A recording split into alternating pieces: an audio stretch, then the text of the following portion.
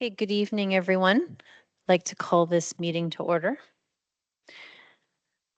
and begin by asking if there are any memorials this evening. Okay.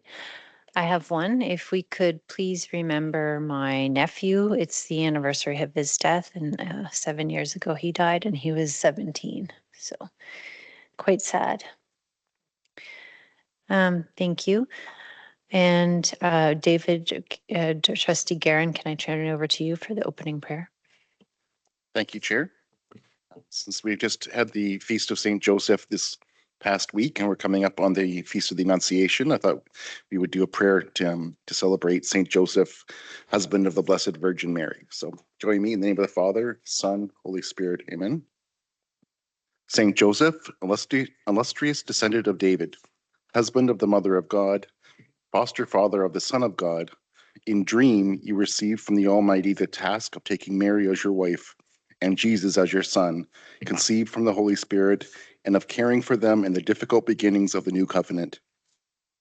Intercede for us so that your example may remind us to care for the presence of Jesus and Mary in our lives in the trials of today's world. In the name of the Father, Son, Holy Spirit.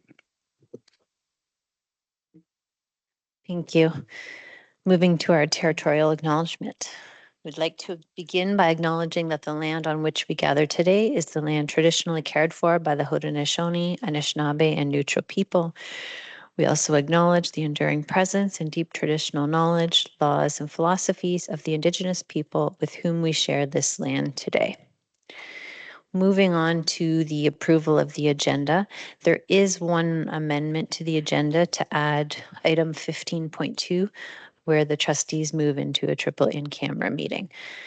Can I get a mover of the agenda, please?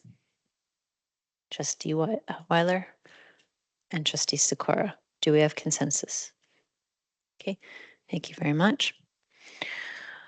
Moving to 1.4, declaration of pecuniary interest. Is there any from the current meeting or a previous meeting? Okay, seeing none. Moving then to item 1.5, items for action.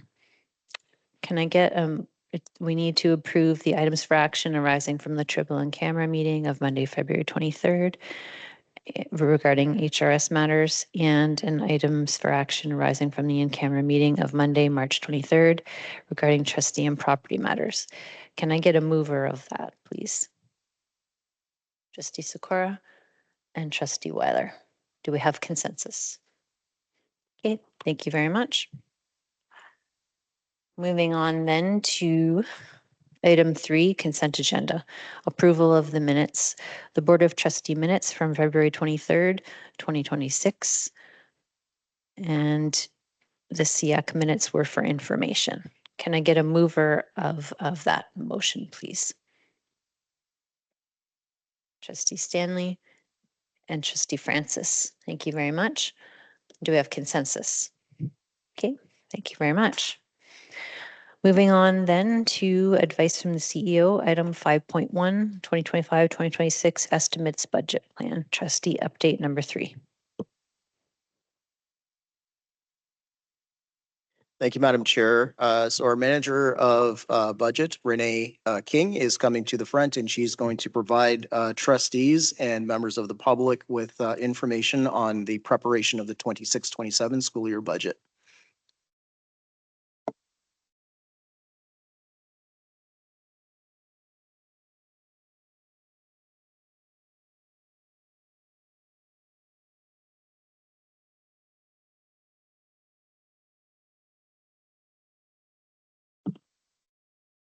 Okay, so for 26-27 budget, right now we are awaiting the ministry core education announcement. But before they've done that, they actually sent out a ministry planning memo for all boards. Within the ministry planning memo, they did touch base on enrollment projections and how boards should be conservative with their enrollment projections. And so we'll be looking at our enrollment projections through the secondary and elementary committees, and we'll provide you updates in this report on those. In addition, they've also identified annual updates that we should be incorporating once the core education is announced. So the census update, we're going to be on year 3 of 5 of the census update, which is bringing in information up to 2021. Staffing benchmark adjustments, the only item that we got direction on was for PVP. Their agreement expires next year. All the other agreements expire this August. So the PVP benchmarks, they directed us to increase them by 1.25%. Otherwise, we're waiting ministry direction. Non-staffing benchmarks, they did indicate that they will be increasing by 2%.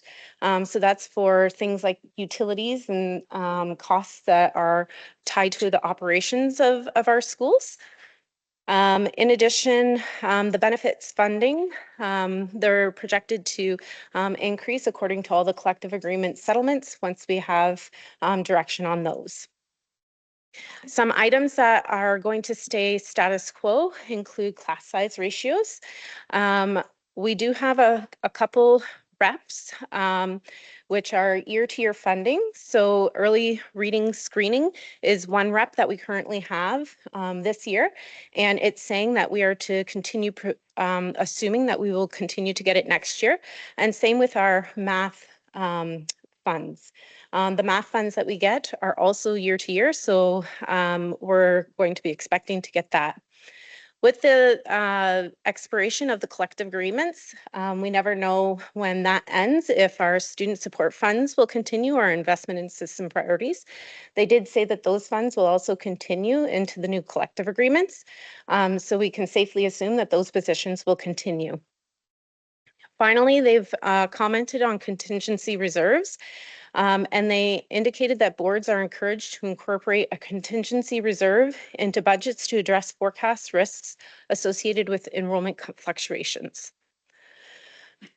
So we also had enrollment meetings for secondary and enrollment projections. So the purpose of both of those committees is to come together as a group and to look at our documented methods to see if we need to make any changes to them and to try and project our average daily enrollment for the upcoming budget year, as that's the biggest driver of our budget. It helps us to project our enrollment and our staffing expenses. The ministry did indicate that we have to be conservative. And right now we're reviewing the 25-26 enrollment numbers to see how they're comparing to what we budgeted, and working on amending our retention rates and things like that so that they're reflective for 26-27.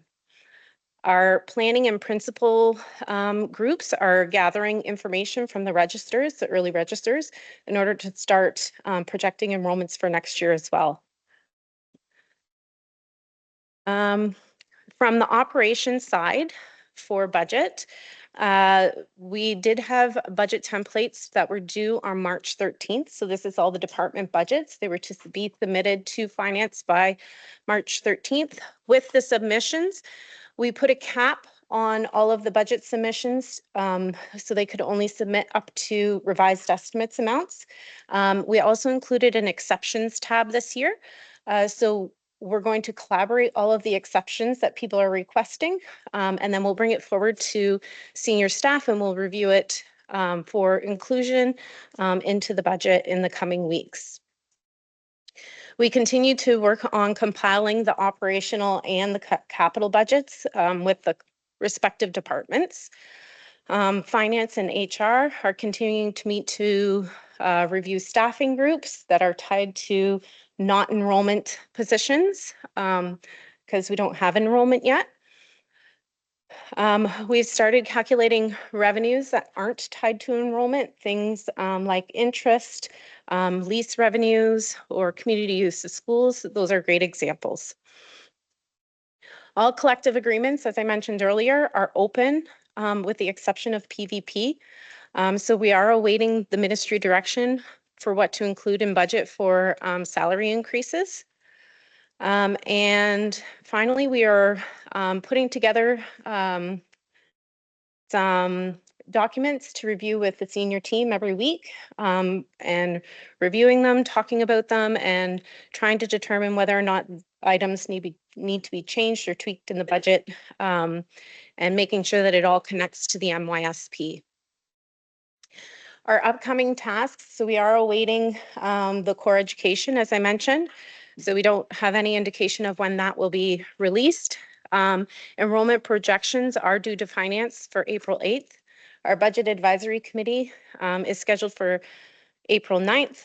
We'll have our final budget update for the trustees, hoping to get a balanced budget early May, and then have materials ready for this group by June 1st for the formal budget presentation on June 8th, followed by the deliberation period, approval of the budget, and then finally filing with the ministry on June 30th. Some of these timelines might need to be altered if core education is delayed or we don't get it with sufficient time to make bring budget all together. Okay.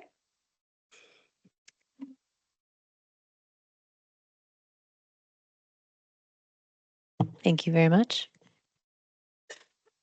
Are there questions from trustees? Trustee Sakura? Thank you for the information. It's always good to know where we're going. Just one thing that we're all collective agreements are open with the exception of the PVP. And the board's awaiting increment direction from the ministry. The teachers union is one of our largest budget items, and negotiations, I understand, are maybe not even underway, so they may not even get any. I would think unlikely to have an agreement before budget submission or budget preparation even. So can you explain what the ministry increment or direction could entail? I wouldn't have any idea as to what it's going to entail, but typically in the past, they would indicate like assume 1% for salary enhancements or 1.5%. And then typically they also include that funding to offset that cost. So it's in theory, net neutral item. You're welcome. Other questions from trustees? Okay. Not seeing any. Okay. Thank you very much. Moving on then to item 5.2, to 2026 Catholic trustee determination of distribution. Thank you, Madam Chair. So you trustees will recall that we went through this report about 2 weeks ago. And so I don't intend to represent the report, but instead just highlight the recommendations. So in advance of the upcoming election, trustees are required to determine the number of trustees that will be elected in 2026 election, and management has recommended 9 in that case. Trustees are required to pass a motion designating, if they wish to, any area of our region as an area of low population. So that is a motion that's required. And finally, the trustees are required to distribute those trustees, 9 if that's the preference, to various areas of the region. And so within the report that is there, the report is identical to what you've seen about 2 weeks ago. The only difference is we've shifted the recommendation down to the actual recommendation section. I did provide a bit of a sandbox Excel spreadsheet if people wanted to see what different combinations would look like. So any of this stuff is negotiable. Or not even negotiable. Trustees can put in whatever they'd like, but these are what we recommend just based on what we have now. So Madam Chair, that is it, and happy to answer any questions.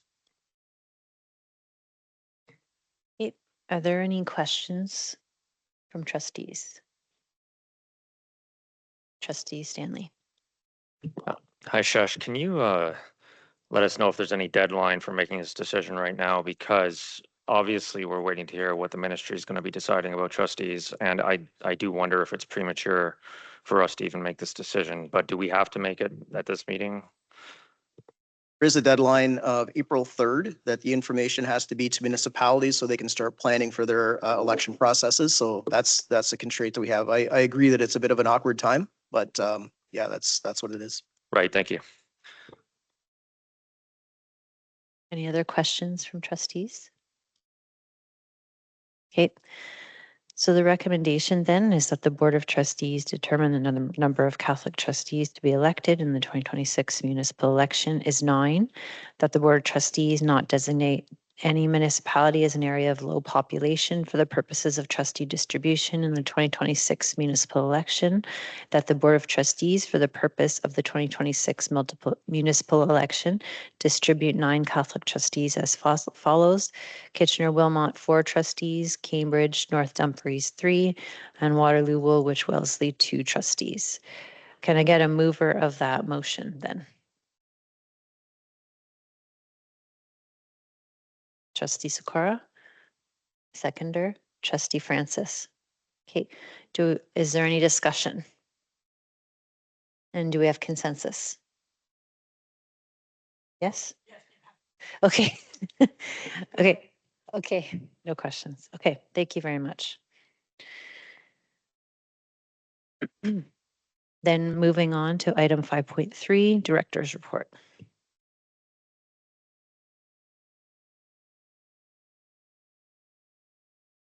Through you, Madam Chair, thank you very much for presenting this evening the Director's Report for March 2026. So a full and meaningful month with a brief pause of March break, which I certain we all enjoyed. The weeks on either side are marked very purposefully with many school visits, lots of professional learning, and the deepening of our community connections.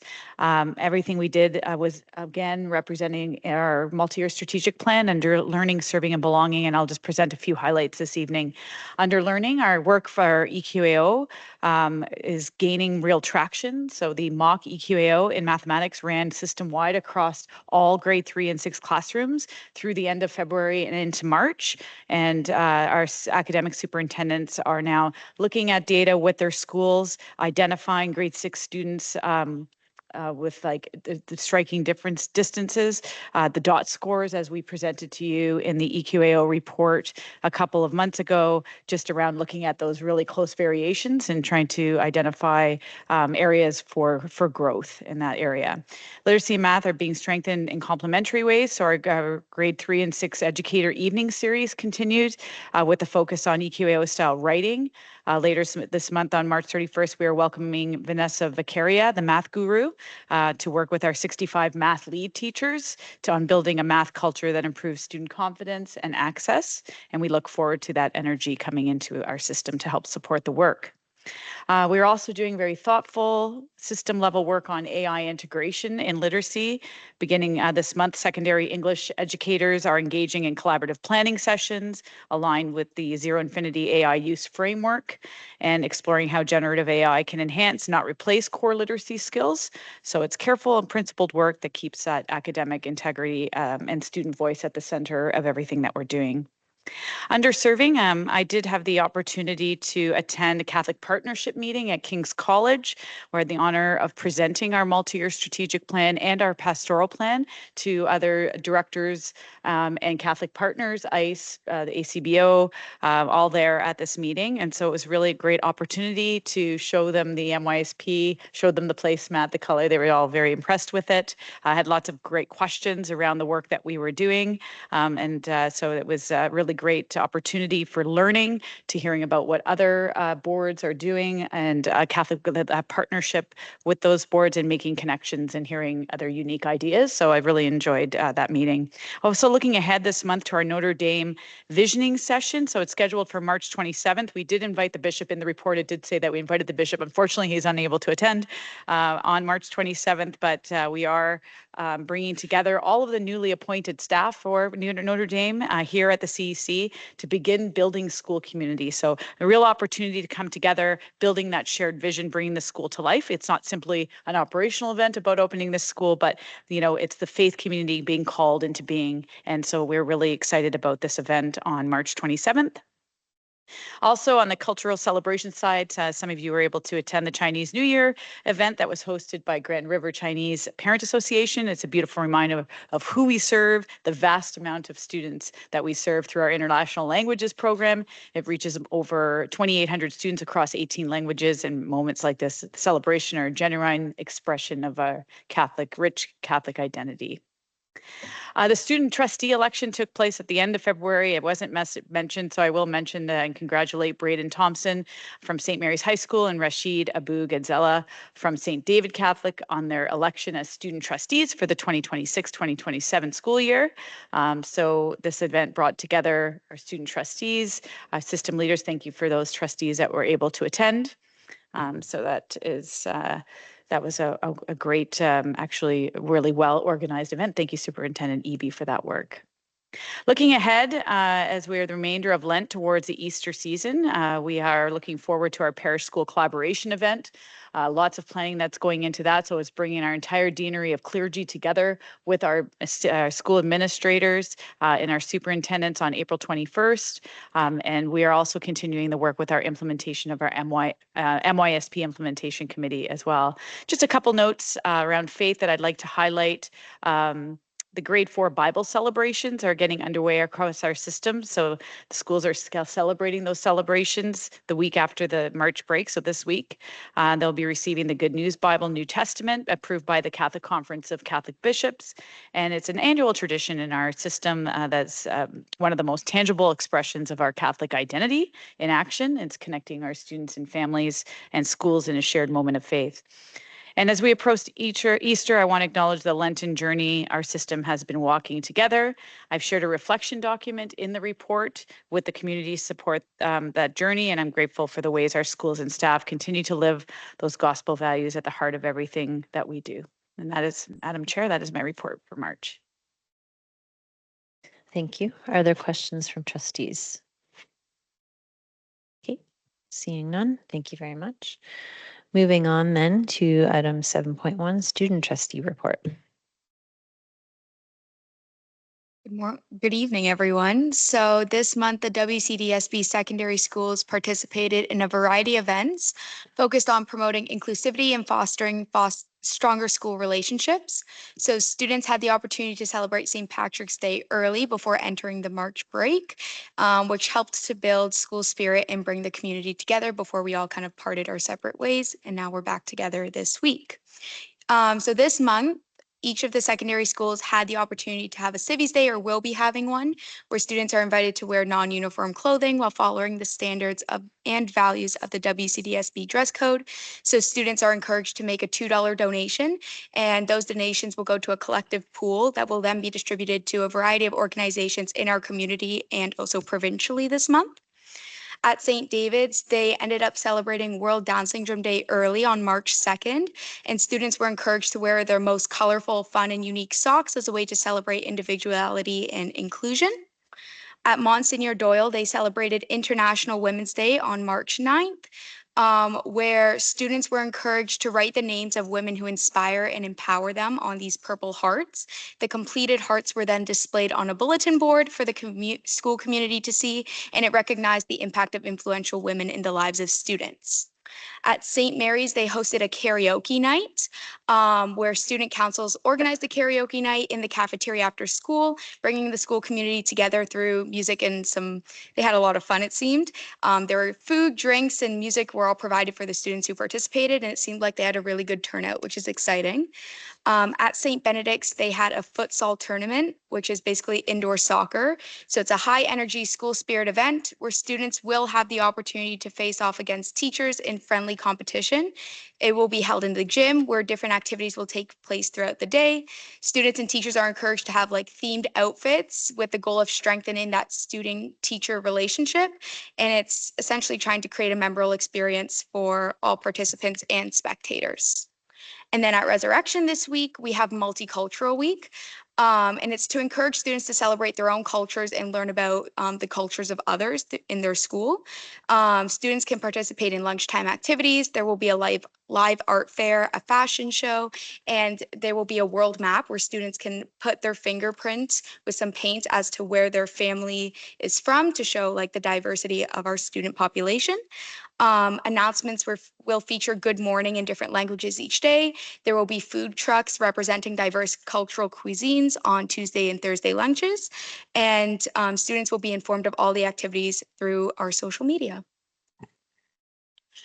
As a Senate, as a Director Verano had mentioned, we're excited to introduce Rashid and Braden, two previous members of our Senate as student trustees. This was outside of school, but Rebecca and I got together with them. We had a nice dinner. It happened to be on the same day that St. Patrick's Day was raving down in downtown Waterloo. So perhaps not the best time to have it, but we had a nice dinner, little onboarding session, just spoke kind of transparently about how our experiences are. They're pumped for it. They're a great two group of guys. I'm super excited to have them, as is Rebecca. You guys are set for next year. As a Senate, we continue to work on the Elementary Student Leadership Conference. We're in the final stage now, and Mr. Eby has worked super hard, and this is like a big initiative for him and first time, and it's a first time for us, so all is going well. St. Jerome's is booked. Transportation has now been arranged, which is nice. Rebecca and I are now finalizing our invitation and information package to send out to all intermediate teachers so that we can gather students and should be good month advance. You guys are all invited to this. It's going to be a super exciting event, and we look to learn and grow from it. We're going to grab feedback after it, and that's about it. Thank you all. Thank you very much. Are there any questions from trustees? Trustee Weiler. Thank you for the report. I'm just curious, did you mention the day of the Student Leadership Conference? Not sure if I missed it. The Student Leadership Conference will be on Friday, April 24th. It's a board-wide PA day, which aligns well with getting transportation and everything organized. Students aren't missing school, they're just volunteering their time. So that's Friday, April 24th. I'm sure closer to then, we can send a formal invitation and you guys can drop in anytime. Speak if you want, it's up to you guys. I'd be glad to have you there. Your conference, so very excited that you're going to host that with the elementary schools. I think it's an amazing project for Student Senate, so congratulations, and just really excited maybe to drop in and celebrate and thank you at the same time, and of course meet some of our future student leaders as well, so thank you. Any other questions from trustees? Okay, seeing none, thank you very much. Moving on then to 8.1 OCSTA communications. The link is provided in your package for information. There was not anything new of this week. It was mostly relating to the upcoming conference in Windsor at the end of April. So moving on then to the chair of the board report. I listed there the few meetings that took place since I last prepared this report. Are there any questions from trustees on that? Nope. Okay, thank you very much. Moving on then to item 10.1, board policy review. So board policy 2014, trustee expenses. This was assigned to all trustees to review. Is there anyone who would like to kickstart this conversation or perhaps make a motion on it?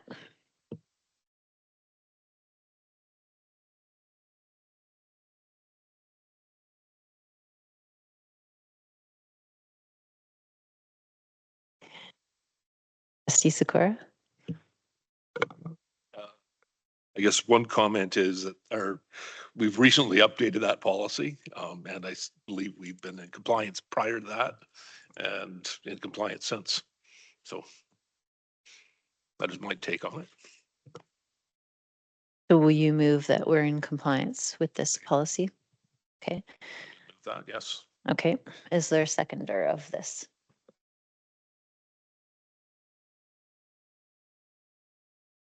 So the trustee expenses policies relating to, are we following our processes when we have mileage, travel expenses, meals at a conference that are not otherwise covered, that kind of thing. So we have a mover of the motion that we're in compliance with that. Do we have a seconder? Okay, trustee Weiler. Okay, do we have consensus? Okay. All right. And I would say there's probably no need to review the policy since we did just review it. As I said, yeah, it was recently updated, so I don't think there's a need to review. Okay. So then that motion passes. We'll move then to 10.1.2, Board Policy 2008, role of the chair. And that was assigned to Trustee Doherty Masters for review. Yes, thank you. And I did review the policy and do find that we are in compliance. Thank you. And do you feel there's a need to review the policy? It hasn't been revised since 2017, but I don't know specifically why we would send it to governance unless it would be for just, a couple capitals or something like that. But I think for now it's probably fine. Okay. And I will move that we're in compliance. Okay, perfect. Thank you. Do we have a seconder of that motion? Trustee Guerin, and do we have consensus? Okay, thank you very much. Moving to 10.1.3, Board Policy 2013, Cost of Governance. And that was assigned to Trustee Francis for review.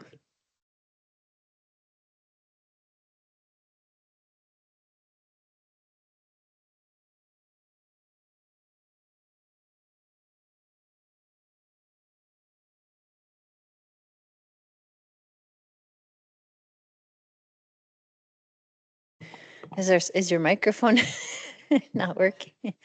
Yeah, it's weird.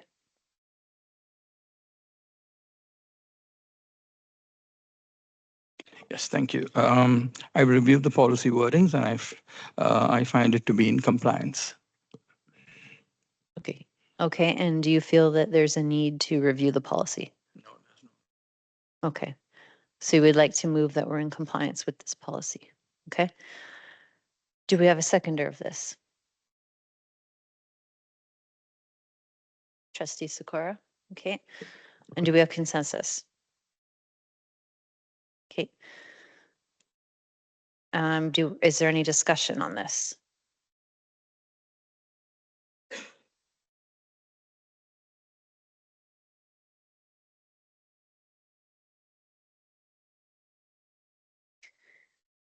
Okay, then if there's no discussion, then do we want to take a vote if we're in compliance with this? So those in favor that we are in compliance with Board Policy 2013, Cost of Governance.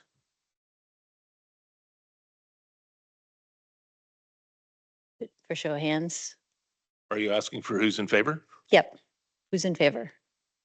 Show of hands. Okay.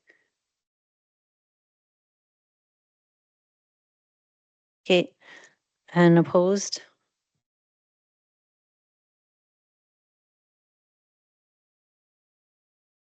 And Trustee Phillips, I'm not sure we captured your vote.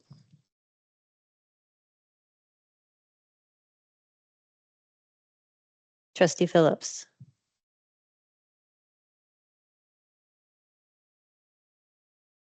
Okay, she indicated yes. Okay. Okay. You've got that recorded? Okay. Moving on then to item 11.1.1, Board Policy 4005, Hiring and Promotions.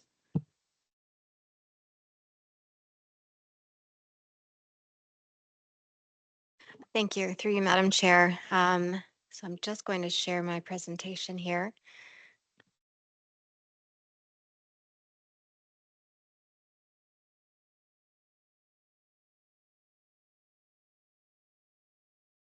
Okay.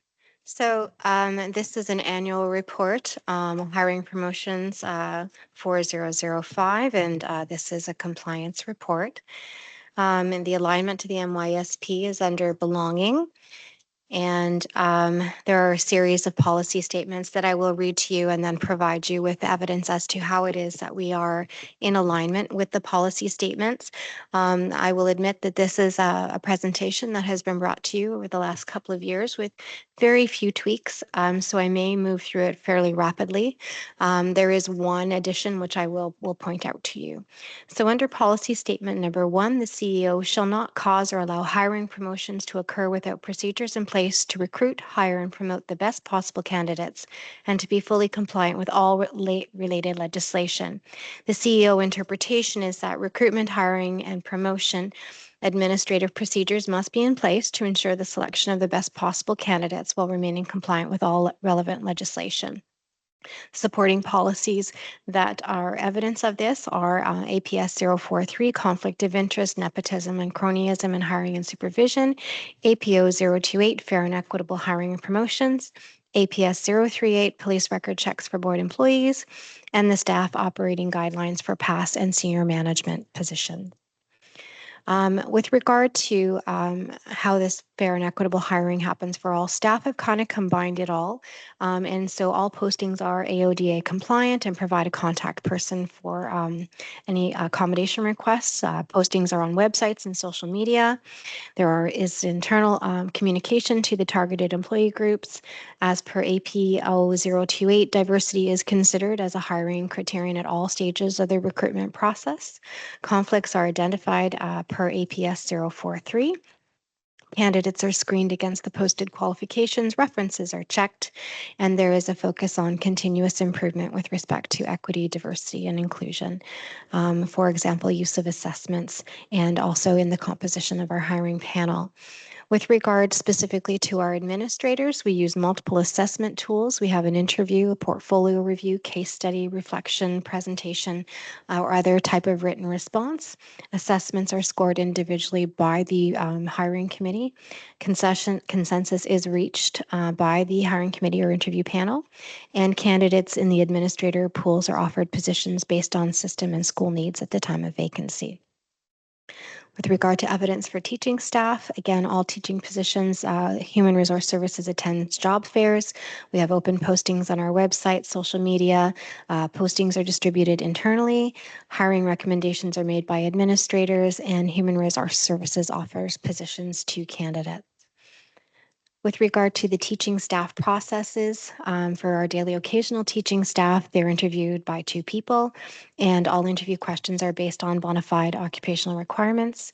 For our LTOs, the postings are in compliance with Part A of the OECTA Collective Agreement.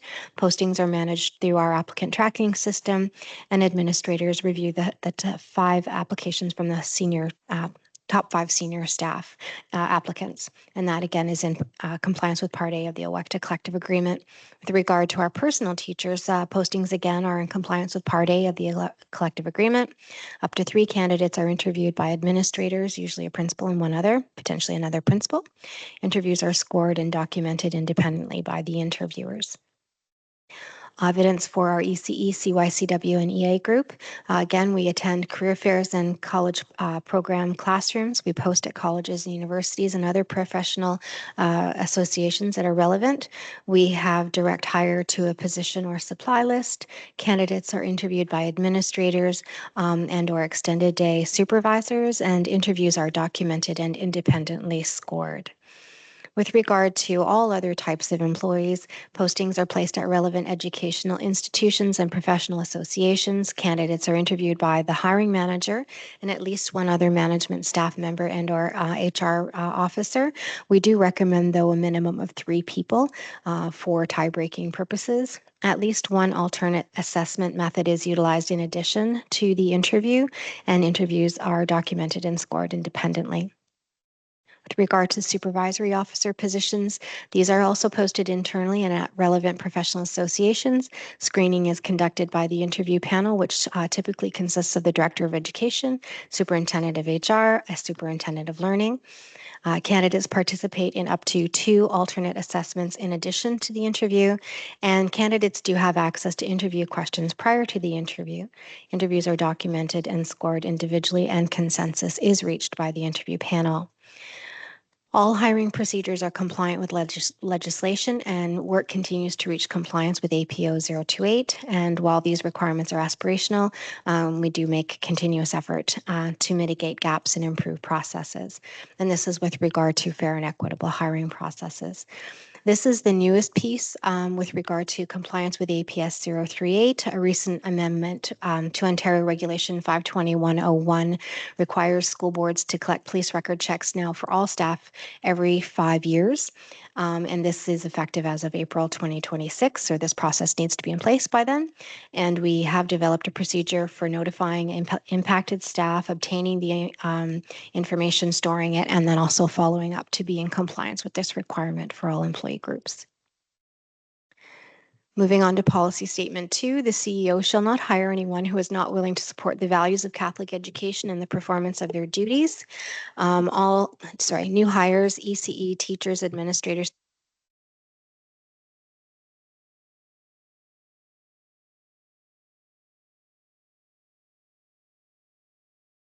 I know it's riveting, but you needed a break. Okay, so must be assessed on their understanding of the need to integrate gospel values into the delivery of curriculum. New hires into student support positions must be assessed on their willingness to support faith activities in schools, and new hires into board administration must be assessed on their willingness to work in a faith-based organization. Evidence of this is that teaching and ECE positions, permanent and supply, require a pastoral reference, including a profession of faith. Where we have exceptions in our recruitment, as we have done with our tech and French teachers, there is still a requirement to sign a declaration of commitment indicating agreement to the following. That is the participation in religious instruction of his students in the Catholic faith using the curriculum provided by the board, to seek to infuse gospel values across the curriculum, to influence and strengthen the spiritual growth of students, and act as an appropriate role model in a manner consistent with the Catholic Church. For all other positions, a statement that indicates that candidates are applying to a faith-based organization where there are expressions of faith such as prayer, liturgies, and mass is offered at the time of application. Education assistants and child and youth care workers are informed of this requirement to attend religious celebrations, and all candidates are asked if they are comfortable working in a faith-based environment as part of the interview process. With regard to policy statement 3 is that the CEO shall not hire teachers who have not completed a pastoral declaration form and who do not have religious education part 1 or equivalent or commitment to undertake the course within 2 years, and shall not hire ECE early childhood educators who have not completed a pastoral declaration form. The CEO interpretation is that all teaching staff and ECs must provide a pastoral declaration to be considered for hire to long-term and/or permanent positions. Exceptions may be requested in situations where there is a scarcity of teachers and/or ECEs. All permanent teachers must complete religious education part 1 within 2 years of their hire date or 2 years from the following September if they are hired mid-year. Evidence of this is that our teaching staff and our ECEs do provide a pastoral reference. They do provide a profession of faith, and we do seek special permission for hiring without the pastoral reference. With regard to teaching staff, again, we keep track of those who have completed or not completed their religious education part 1 within 2 years of the hire date. An annual reminder is sent. Policy statement 4 is promote to an academic position of responsibility, including that of principal, vice principal, program head of religious education, or consultant of religious education / family life education without a pastoral declaration from a Catholic priest, and their commitment to mandatory participation in ongoing leadership and faith formation programs of the school system. The CEO interpretation is that all applicants considered for these positions must have an acceptable pastoral declaration from a pastoral priest or from a Catholic priest, and all newly appointed administrators are provided opportunities for leadership development and faith formation. Evidence of this is that, again, candidates provide the pastoral reference and profession of faith. If there are any special circumstances, they are brought to this table, and the induction program supports leadership development, and administration regularly attend masses and liturgies. Policy statement 5, the CEO shall not hire or appoint chaplains without use of the chaplaincy guidelines issued by the Ontario Conference of Catholic Bishops. CEO interpretation is that the chaplaincy guidelines must be used in the process of hiring chaplains. Evidence is that we do postings with qualifications for candidates that are consistent with those identified in the guidelines. Policy Statement 6, the CEO shall not provide for the hiring or promotion of a supervisory officer without board approval to proceed and without consultation with the Board of Trustees as to their possible representation on the selection team. CEO interpretation, the board approves the posting of supervisory officer positions and must be consulted on trustee representation on the selection team. Evidence of this is that we have hired one supervisory officer since the last monitoring report. The vacancy was brought to this board for approval to proceed with recruitment, and 2 trustees participated on the selection team. And that is the end of my report. Thank you. Thank you very much. Are there questions from trustees?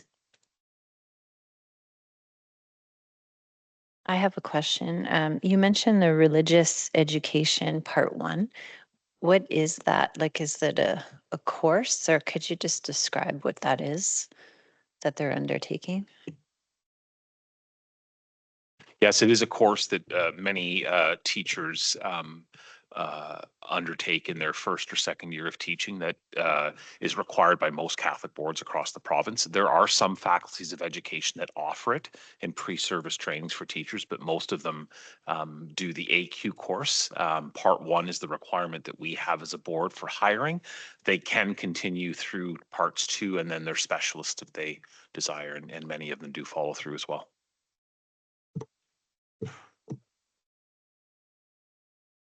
Thank you. Are there, Trustee Cuff. So just when you were going through the presentation there, because I was just kind of following along, and I see you have like technical clerk, administrative officer, supervisory officers. You don't actually have the chaplaincy officers with the list of requirements in here. You have it under the CEO interpretation or what have you.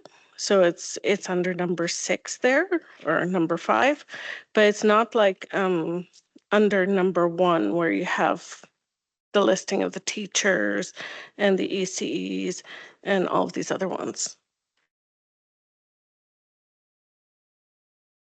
Okay, just going to go grab my report. 1 second. Thank you. If it's not there, then it should be added. It's not like a big deal or anything, you know, like you went through it with us. I was just pointing it out for future reference there. No, I appreciate that. Thank you. Any other questions from trustees? Okay, seeing none.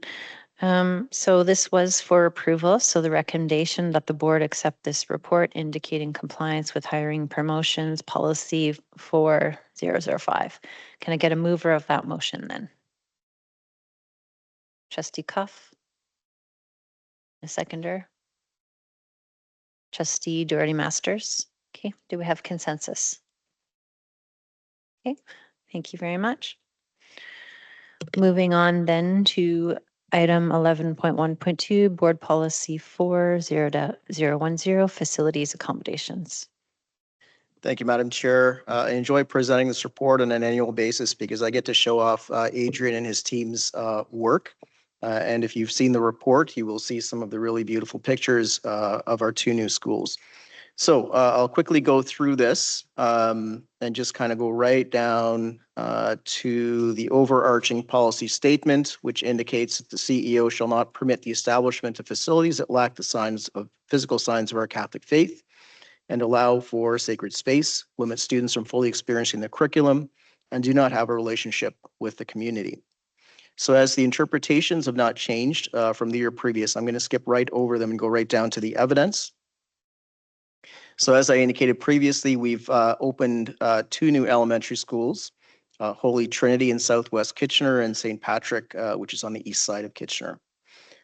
These schools were designed to meet provincial education standards, and we'd have our own set standards for furniture and equipment and technology.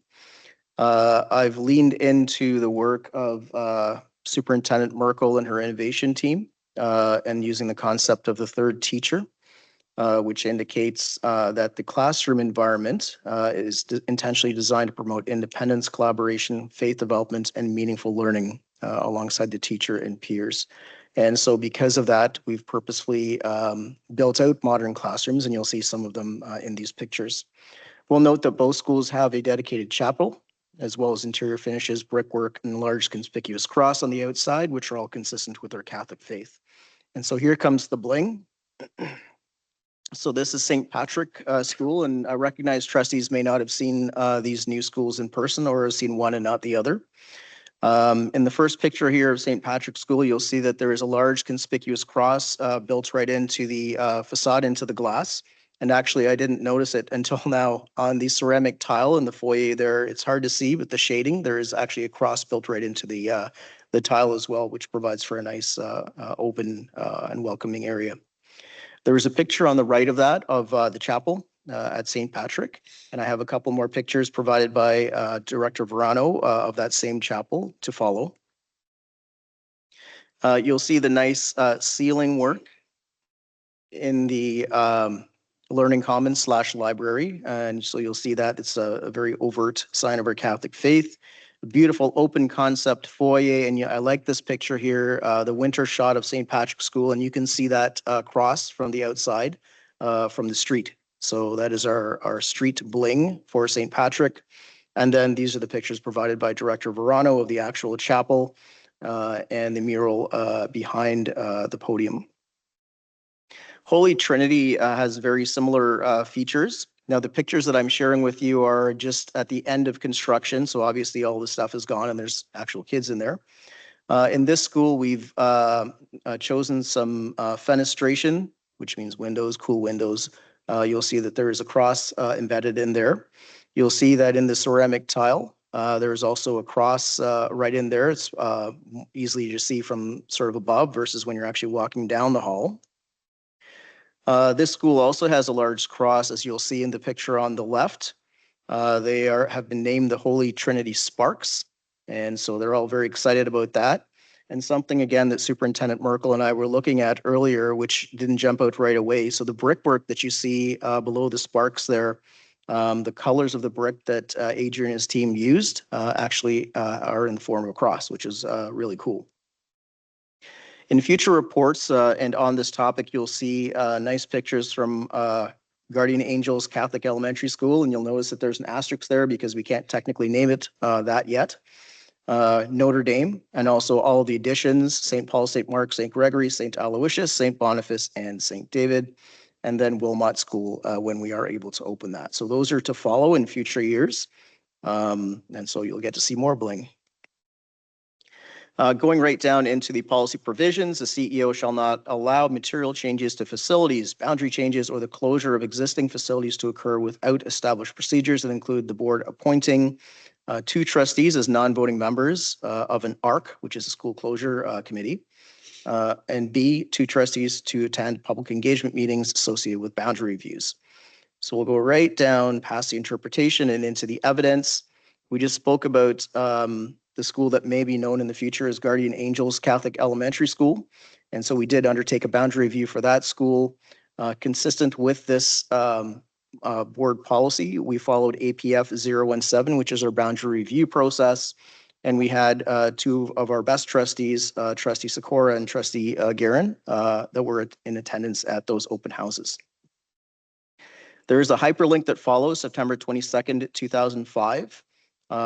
Which will take trustees, if you're interested, to the meeting wherein the capital priority projects listed there were approved. And finally, for this one, we provide an annual report on the status of major capital construction that was brought to trustees on February 2nd, just very recently. The next policy provision, the CEO shall not fail to present the board with an annual report on current enrollment status, future demographic trends, and a list of potential schools being considered for boundary changes or closure. So this one is a bit of an easier one to follow.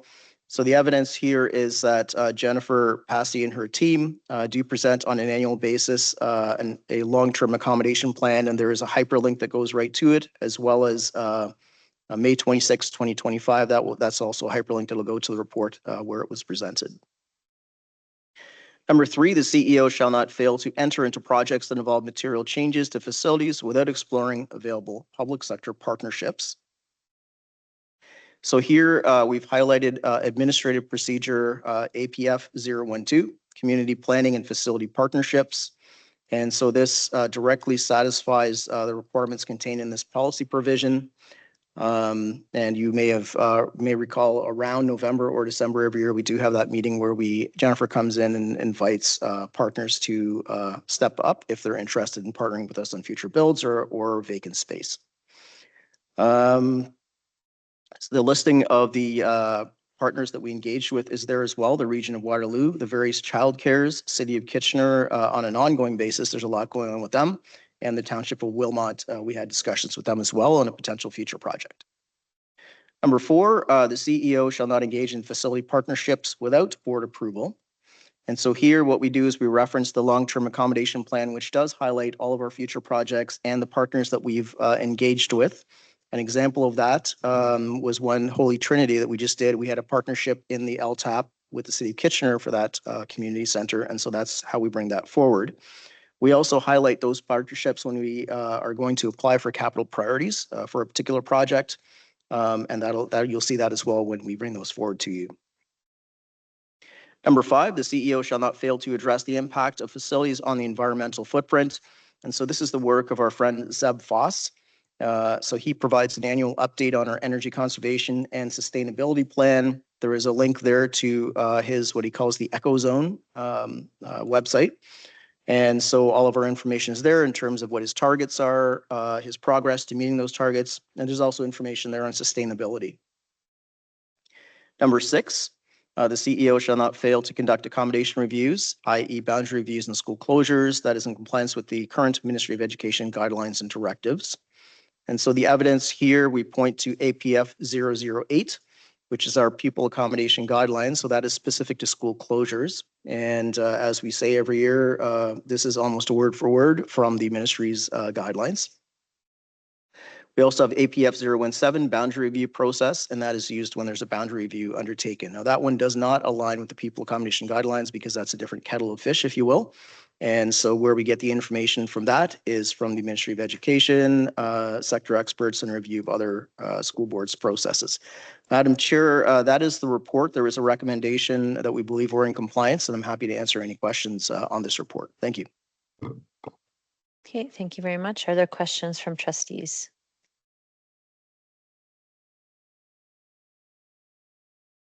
Okay. Seeing none. And so this also was for approval. So the recommendation that the Board of Trustees approve this report as demonstrating compliance with Board Policy 4010 for the 2025 to 26 school year. Can I get a mover of that motion? Trustee Weiler and Trustee Stanley. Okay, do we have consensus? Okay, thank you very much. Motion passes. Okay. Moving along to item 13, announcements, upcoming meeting. We have quite a few upcoming meetings, events. We're starting to get into the spring swing of things. There's lots of events and things coming up. Most importantly, Easter is coming up in a few weeks. Just a note on the April 13th meeting, there will be a special board meeting in advance of the committee of the whole meeting as well. More to come on that. I didn't really have anything else to add in there. I think that's sufficient. Okay.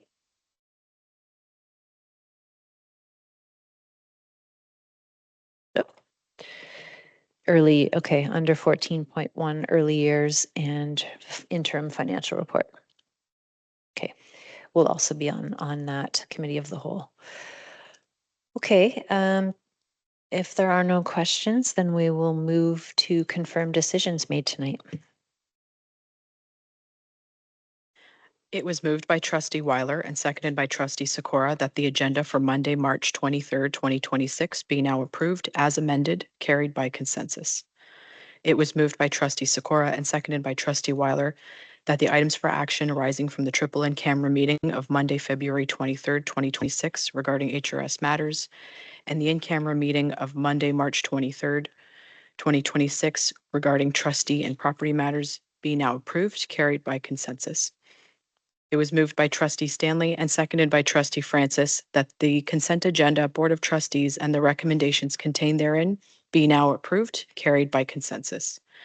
It was moved by Trustee Sikora and seconded by Trustee Francis that the Board of Trustees determine the number of Catholic trustees to be elected in the 2026 municipal election is 9, that the Board of Trustees not designate any municipality as an area of low population for purposes of trustee distribution in the 2026 municipal election, that the Board of Trustees, for the purpose of the 2026 municipal election, distributes 9 Catholic trustees as follows: Kitchener-Wilmot, 4 trustees; Cambridge North Dumfries, 3 trustees; Waterloo, Woolwich, Wellesley, 2 trustees, carried by consensus. It was moved by Trustee Sikora and seconded by Trustee Weiler that the Board of Trustees reviewed Board Policy 2014, trustee expenses, and find that the board is in compliance, carried by consensus. It was moved by Trustee Doherty Masters and seconded by Trustee Guerin that the Board of Trustees reviewed Board Policy 2008, role of the chair, and find that the board is in compliance, carried by consensus. It was moved by Trustee Francis and seconded by Trustee Sikora that the Board of Trustees reviewed Board Policy 2013, cost of governance, and find that the board is in compliance. No consensus. Vote by show of hands: in favor 7, opposed 2. Motion carried by majority. It was moved by Trustee Cuff and seconded by Trustee Doherty Masters that the board accept this report indicating compliance with Board Policy 4005, hiring and promotions, carried by consensus. It was moved by Trustee Weiler and seconded by Trustee Stanley that the board accept this report indicating compliance with Board Policy 4010, facility accommodations, carried by consensus. Thank you. Okay, thank you very much. And now a motion to move into our triple in camera 15.2 that we added. Can I get a mover of that motion, please? Trustee Sikora and Trustee Weiler. Okay, consensus. Okay, thank you very much.